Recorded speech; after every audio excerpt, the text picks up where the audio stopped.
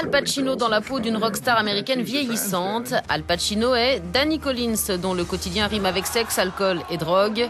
Un jour, il découvre une lettre qu'il aurait dû recevoir en 1971, l'année où il faisait ses premiers pas dans la musique. Une lettre écrite par John Lennon lui-même. Ce message a 44 ans de retard et va bouleverser son existence.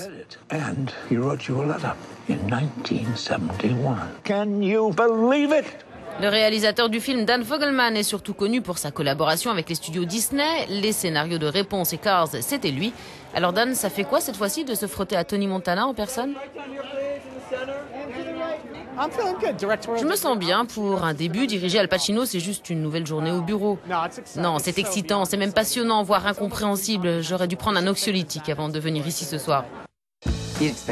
La lettre de John Lennon conduit le rocker vétéran à débuter une seconde vie. Danny Collins va chercher à redécouvrir sa famille et à trouver l'amour.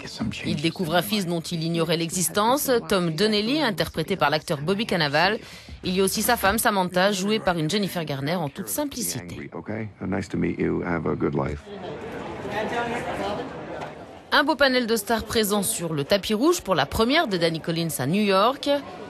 Étaient absents à Manhattan l'acteur canadien Christopher Plummer et l'actrice américaine Annette Bening. Pour Dan Fogelman, en tout cas, une chose est sûre, Al Pacino était fait pour ce rôle.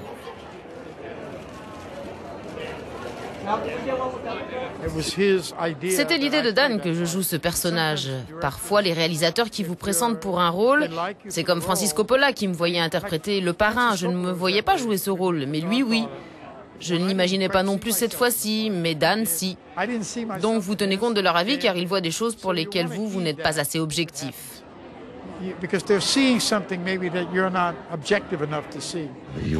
Le film est basé sur une histoire vraie. En 1971, John Lennon avait bien écrit une lettre manuscrite à l'un de ses fans, un chanteur de folk britannique de 21 ans, Steve Tilston. Il craignait que la gloire soit nocive pour le sens artistique et l'inspiration.